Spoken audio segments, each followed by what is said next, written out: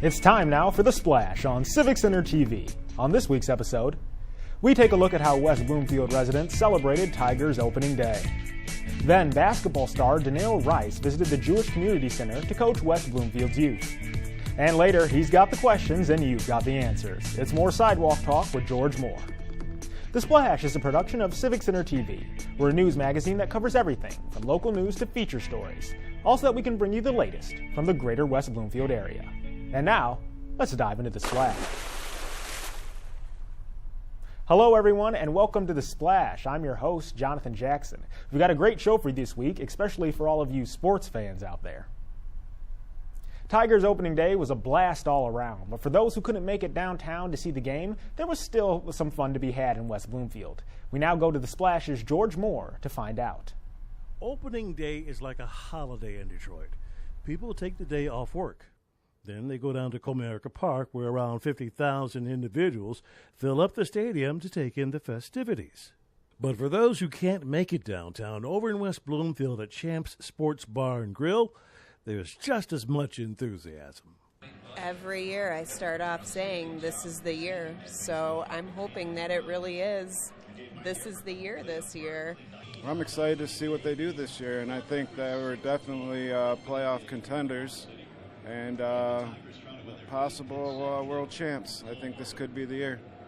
Opening day means so much to these fans, whether it be the arrival of spring, the time spent with family and friends, or even the longer lunch hour. We take a long lunch break instead and stay out of the cold. Yes, but on the times when it's nice out, I still try to go down there. So opening day is something I look forward to all winter. It's the first day of spring, and it's the. I'm very sad at the end, but I look forward to it very, very much. Although we met a lot of fans throughout the day, almost all of them had a different opinion on their favorite or most valuable Tiger. The key Tiger that this team cannot do without in order to win. Who is it in your opinion? Miggy. Miggy's it. I'm going to have to say it's going to have to be Verlander. If he, when his game's on, the team seems to follow in his footsteps, and they play very well when he's playing well. That's tough because we have so many good players right now. I think I heard we have 9 active all-star or former right now, so that's tough. I'm one of those people that really believe there is no I in team. I don't know if I could select, but I do know that we do need our bullpen out there. We need our bullpen. The Tigers performed well the whole game, scoring 4 runs and shutting out the Yankees. An impressive win that gives them a strong start for the season. However, baseball is a marathon, not a sprint. And these fans seem to know that better than anyone. I think they'll surprise a lot of the national people. I think too many people are expecting them to struggle a little bit, but as long as they stay healthy, I think they got a good chance. So. I'm an optimist, but I'm a realist also. But I think they have a very good team. I think the lineup is very strong. We were talking earlier, there's nobody that in a lineup that comes up and we say, oh my God, look who's up. I think everybody can hit the ball. I think the pitching staff is much stronger. He was talking about last year, who do we bring in? I mean, you had very limited choices. With some quality arms. I'm optimistic. Enthusiasm abounds here at Champs for the Detroit Tigers in 2016. Let's hope they're right. We are. Yeah, we're right. Go get them, Tigers. Go get them, Tigers. Right. Thanks, George. I wish I could have been down there myself, especially when we get a great win like that. But we also want to thank the folks over at Champs for letting us come by to talk with them. And if you'd like to see more, then visit civiccentertv.com/champs.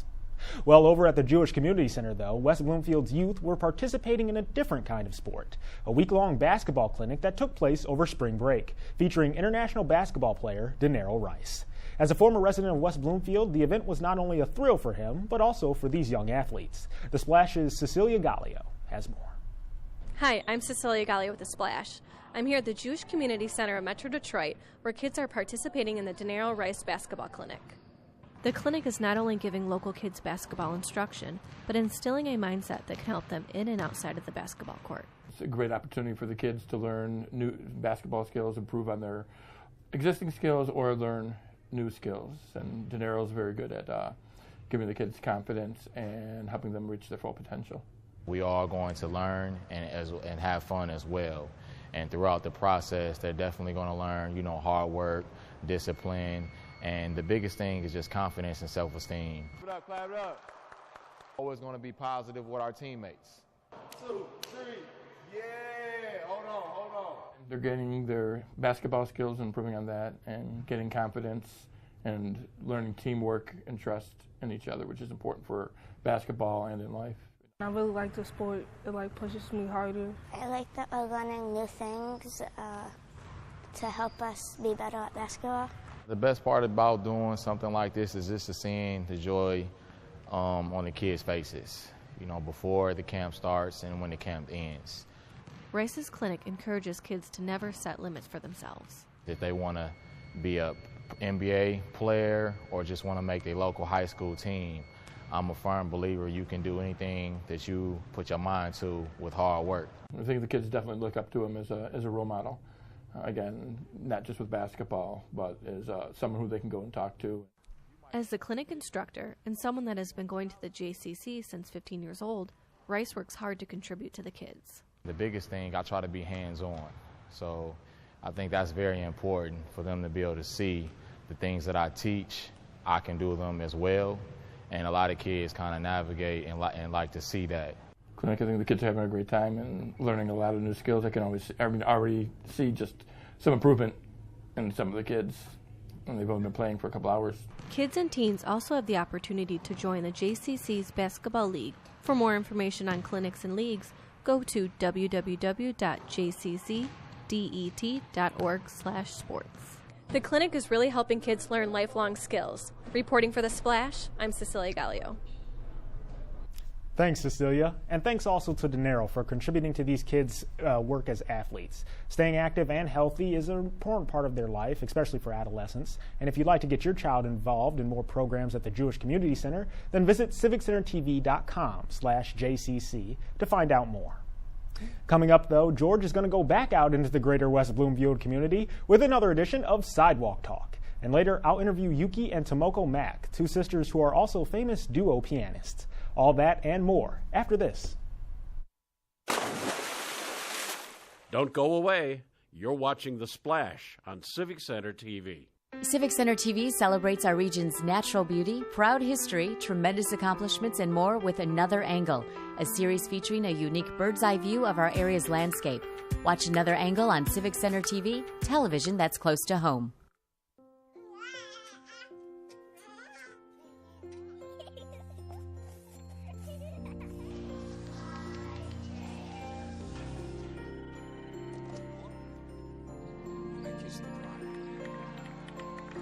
A full life, measured in seats, starts with the right ones early on. Car crashes are a leading killer of children 1 to 13. Learn how to prevent deaths and injuries by using the right car seat for your child's age and size.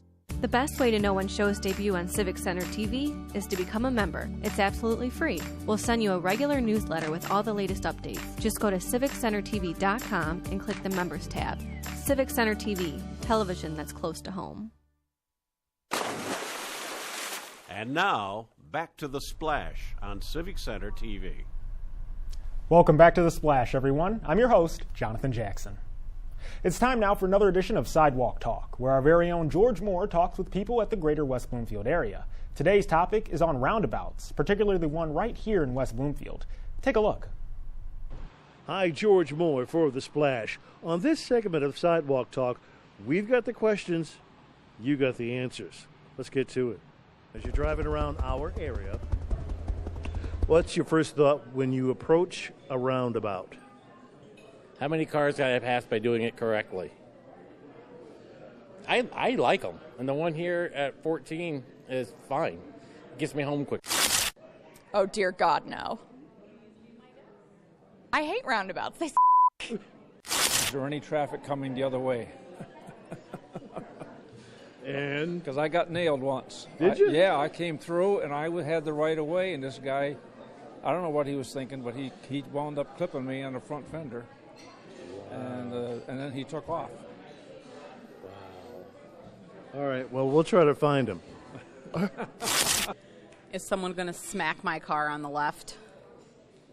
Not on the right. Not on the right. Nope, I'm never concerned about the right. Always the left. When driving, what's your first thought as you approach a roundabout? Well, I grew up at Kamikaze Circle in Somerville, New Jersey. These roundabouts in Michigan are for wimps. These are 25-mile-an-hour zone roundabouts. In New Jersey, Kamikaze Circle had Route 22, Route 206, and Route 28, all 55-mile-an-hour roads that went into a circle together. So I learned at full speed, not this half speed we have in Michigan. When I'm approaching, I try to be, cars coming, I try to be very observant because there's a lot of very strange drivers going on and that do things that they're not supposed to. Oh, getting in an accident and having someone come and get me. They're pretty scary out there. Residents of greater West Bloomfield area, we asked the questions, you gave us the answers. And that's what we wanted out here in the streets of the greater West Bloomfield area. For The Splash, I'm George Moore. Sidewalk Talk. Roundabouts. Seems most people agree they're the worst, which is kind of funny considering how many we have here in West Bloomfield. Nevertheless, we appreciate all of your input. And as always, if you'd like to see more of George and his conversations with the greater West Bloomfield community, then visit civiccentertv.com/sidewalk talk. Well, it's time now for a Civic Center event update. You can find out more on all the following events by visiting civiccentertv.com/events. It's a great tool to help keep you up to date on everything going on in the greater West Bloomfield area. So without further ado, let's get started.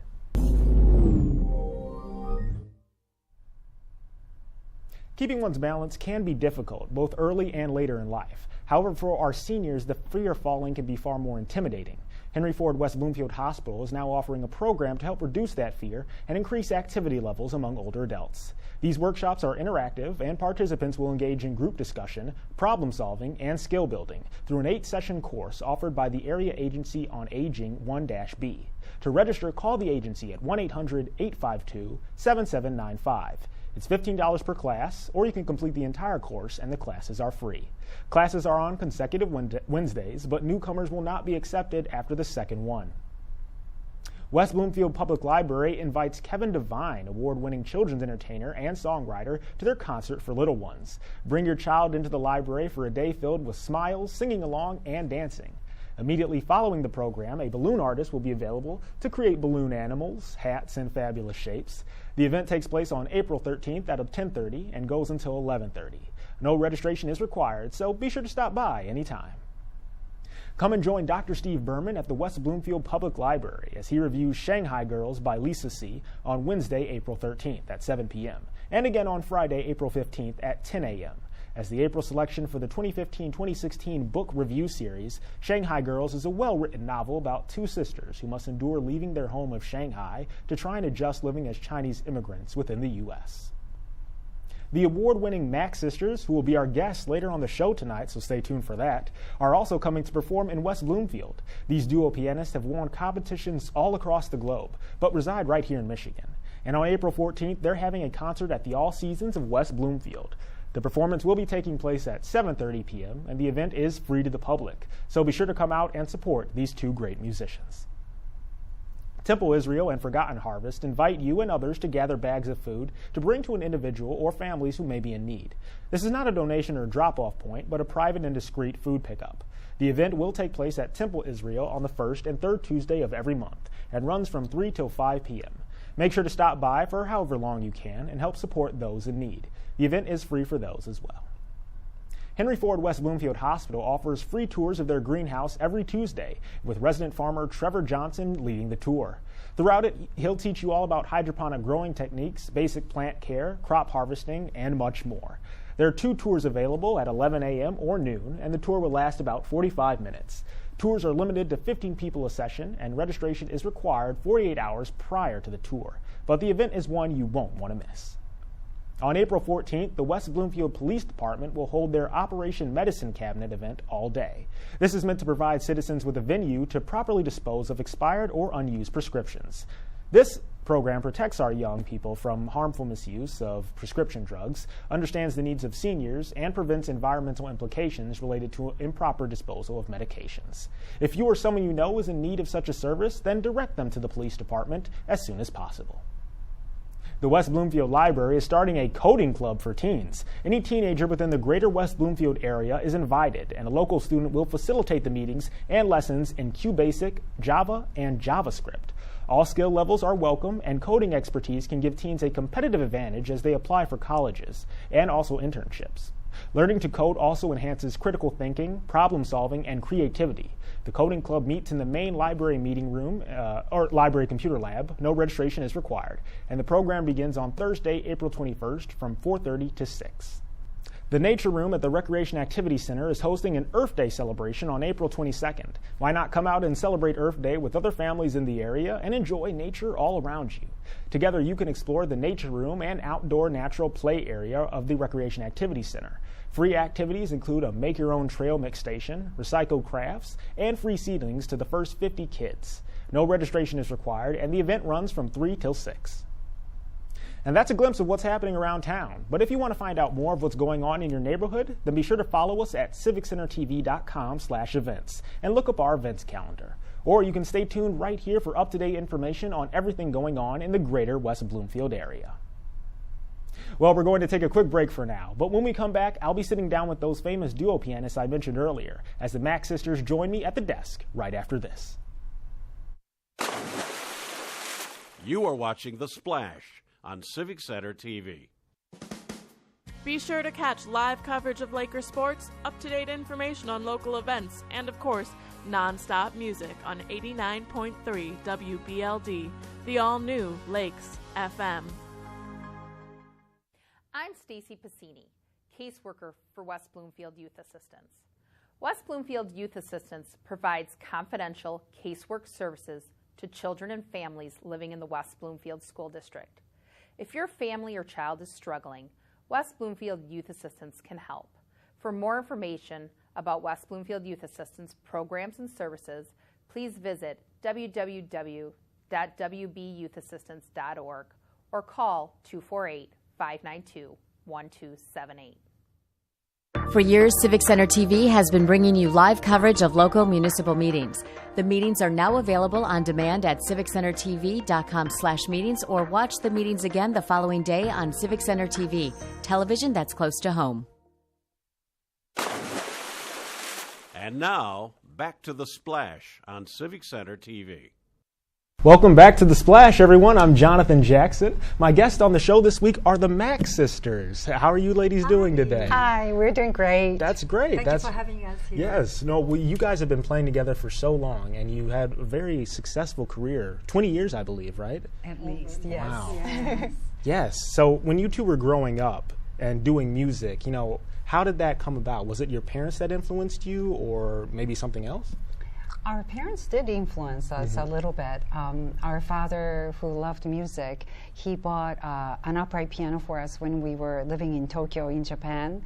And so my sister, she started taking piano lessons. When I was 5. Yeah, yes. And then I followed her route. Okay. But I think our parents always encouraged us to share our music with the others. So whenever we had a friends or family over, even when we were little, we were always entertaining them. And then just try to make, people's life better. Okay. Yeah. Now, in siblings, did you guys have any rivalry at all? I mean, you started piano first, and then Tomoko, you started after. Yeah. So, were you both like separate then at the time? Right, individual. We were doing a solo works mainly. Okay. But I don't think there was too much rivalry. I think we had a very good teacher who was very aware that we were siblings. So sometimes we'll do something like a duet together, but most of the time we'll be doing a solo works. And yes. But because we had one instrument, you can imagine that sometimes, yes, it was this little bit of push, and because it's like my turn, Who got to practice at what time and what? Whenever I start practicing, she wants to do it that time.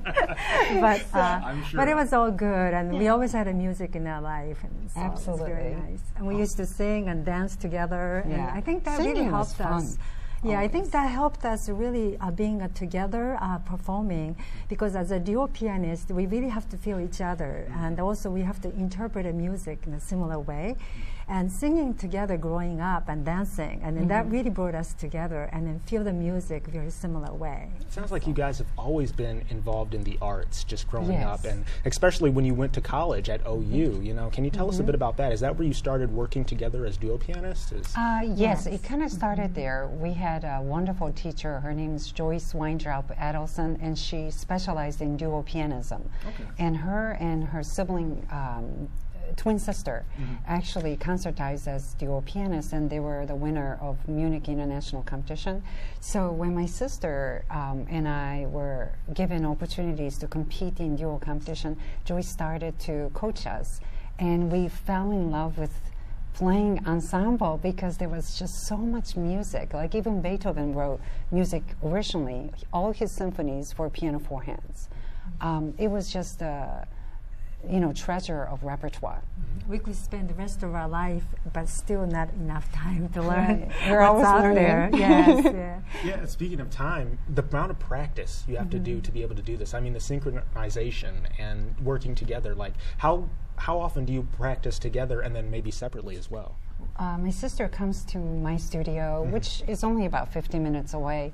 We practice at least 3 times a week, and then that time is about 2 to 2.5 hours. Of course. And then the rest of the days we just practice solo. Technique and just memorization. Yes. And there was a time when we were really focusing on, like for example, competing in international competition, required many hours of practice. So, at that time we were probably practicing 5 to 6 hours a day.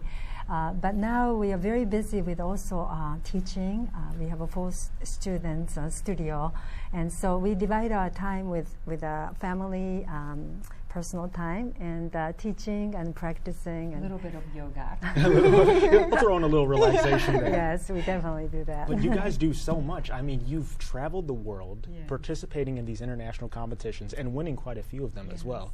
But also, teaching, like you said, and taking your knowledge and passing it on to the next generation. And that's important because, we have to build that young audience that's going to be coming to classical music. So one of the things that I enjoy, and I'm sure she does too, is to teach young people as well as older people who actually are coming back to classical music. Maybe they were starting to play the piano, but they can continue with it. So they are loving music right now. Okay. We do focus on classical music, but Tomoko and I have a love for all kind of music. And so we not just to teach classical, but we teach some jazz and a different type of variety of music. And what we try to do is really outreach to the audience instead of a traditional way of concerts where the performer is just to play and don't really talk to the audience. We really try to stay away from that traditions, but we really speak with the audience and then try to educate them about the works and composers. And interacting with them. Yes. Of course. And I think sometimes... Get them involved. Oh, yes. And program notes sometimes are so hard to read in the dark for a lot of people. That's right. It's so difficult because you're in a dark room. So we usually explain about them and then what we felt about that piece as well. I think it's so important for our audience to know, like, why did we select that piece? How did it affect us? What inspired us? And so as an artist, you have to communicate with them. And also, speaking of audience, you have a concert coming up here in West Bloomfield at the All Seasons. That's on the 14th. Yes. It not very public, but it is for the folks there, the residents at that home. And they appreciate so much. We have a concert that is going to be open to the public at the Temple Israel. Okay. And that's going to be on the May 15th Sunday at 7:30. Okay. And then they can call there, and there's no tickets involved. It's a free concert. So we really like to have everybody come out, and it's just really this local concert. So we'll hope to see everybody there. And this summer we're traveling to Poland. To Poland? Yes. More international work. Yes. We're giving concerts in Malchowski Palace in Nałęczew, Poland, and we're going to be participating and teaching at a music festival that my husband started 20 years ago. So we're celebrating Jubilee of 20th year. That's amazing. We're bringing some of our friends and also our mother and students and yes. Wow. Very Poland, excited. I mean, and traveling and doing so much, but still finding time to, teach and also do yoga. Have good times. That's right. That's right. I'm gardening. Well, my thanks again to both of you for coming on to the show today. I really do appreciate it. And also, if you want to see more of their upcoming concerts of the Mack Sisters, go to their website at macksisters.com. You have a list of upcoming concerts there as well, right? Yes. They can also view our performance on the YouTube, as well as if they go to our website. There are some clips that's linked to that, and so they can see us playing on 2 pianos, on also 1 piano, 4 hands. Right, and we have our 4 CDs that are available. That's right, yes. I believe they are the Rhapsody, American Mosaic, Dance Montage, and Fantasy. Yes, correct. Those are the 4. That's okay. right, Yes. yeah. And you can find those on Amazon, iTunes, and CD Baby. Baby. Yes, CD Baby. So look for those as well. Thank you. Thank you so much for having us. Yes, This was and fun. this was fun, and I'm so glad you guys came. Once again, the Mack Sisters, ladies and gentlemen, definitely go check them out on their upcoming concerts on their website, and look for other stuff on their coming up on their like I said. So. All right. We hope to see you and see everybody from this area. Of course. Thank you for having us. Thank you. All right. Well, it's time now for our Minute with Nature with park naturalist Lauren Azuri. This week, she has a fun update for us on wildlife. Lauren? Hello and welcome to Minute with Nature. I'm Lauren Azuri, your host, and also the park naturalist for West Bloomfield Parks and Recreation. We're here inside our nature room. Today I want to talk to you about rescuing wildlife. I know everyone has the best intentions, and I get lots of phone calls asking me what to do about a baby bird that's on the ground, or what to do about a fawn that's been abandoned. Well, today I'm going to answer a couple of your questions. For instance, baby birds that fall from the nest. A lot of times those baby birds have not actually fallen from the nest. What they're doing is learning how to fly. Those fledglings, which is a bird that is just learning to fly and has its feathers, is falling from the nest and attempting to learn. So mom is watching from nearby. You can watch that baby bird on the ground for a little bit, and if it has not picked up its wings or moved on, you can help save it from predators on the ground, but make sure that you wear gloves and that you're an adult that's doing it. So if you're a young friend or a child that's found the bird, make sure you grab your adult. You can pick up that bird and put it up high in the nest. But it is much safer to leave the bird up high in the nest and better for the bird to put it back in a tree branch rather than bringing it to a wildlife rehabilitator. Mom is almost always nearby. We just don't see them because they're very good at hiding. You can also observe bird nests. They're great to watch, and you can tell what birds live there by looking at the materials that they use to build their nest. Birds are artists, so look for those nests. Like a chickadee nest might be made of moss, and a robin nest will be made out of mud. Another animal that a lot of people think are abandoned in the springtime are fawns. But it's actually a fawn's instinct to hide and not move all day long. It's something that their mother teaches them from birth. So the fawns will lay there all day in the forest, hoping that their spots will camouflage them. And mom is away. Mom does not want to stay by the fawn because she'll draw attention to it. So if you see a fawn by itself, it has not been, more than likely it's not been abandoned, and it's there waiting for mom to come back in the evening. If you do not see an adult deer come back after 24 hours, you can call a wildlife rehabilitator, but please don't take it into your own hands. We don't want to touch wildlife when we don't need to. So even those baby bunnies that you think might need to be rescued, if the bunnies have their fur and their eyes are open, they're actually old enough and strong enough to be by themselves. So no need to bring those baby bunnies to a nature center to be rescued. They're actually very strong, and we should leave nature alone and let them take its course. And that's your Minute with Nature. Thanks, Lauren. And if you'd like to know more about our wildlife in the greater West Bloomfield area or see more Minute with Nature, then visit civiccentertv.com/MWN. We now turn to our other segment here on The Splash, our Person of the Week. This is where we acknowledge an individual within the community who is simply providing a good service toward others. This week's recipient is the project chair for Greater West Bloomfield Historical Society, Christy Forhan. Christy Forhan is many things: a proud parent, public speaker, and even project chair of the Greater West Bloomfield Historical Society. Over the past few years, she's been one of the most actively involved individuals within the community, and she loves every second of it. But being a part of the Historical Society has brought out a new passion within her, one that she never realized she had. 2.5 years ago, Christy undertook a huge endeavor to help tell the history of West Bloomfield's school district through a selection of historical panels that are now currently on display at the West Bloomfield Township Public Library. Although the panels were originally planned to take only a few months, the immense records of West Bloomfield's past extended the project considerably. Nevertheless, Christy's dedication to portraying our school's history through these panels has paid off, and she says it is one of her proudest achievements. However, her work isn't done yet. In fact, her next goal is to produce a book filled with photos and content for each of the schools, further solidifying their places within West Bloomfield's history. Over 20 years of living here, and she's still giving back to her community. It's just one of many reasons why Christy Forehand is our Person of the Week.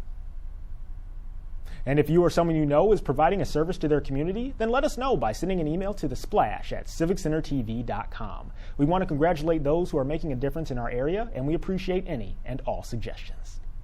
Well, that's all the time we have for today, but make sure to catch us every Monday for new episodes of The Splash and throughout the week for replays. You can also look up previous episodes online at civiccentertv.com, and don't forget to follow us on Twitter, YouTube, and Facebook under Civic Center TV for more information.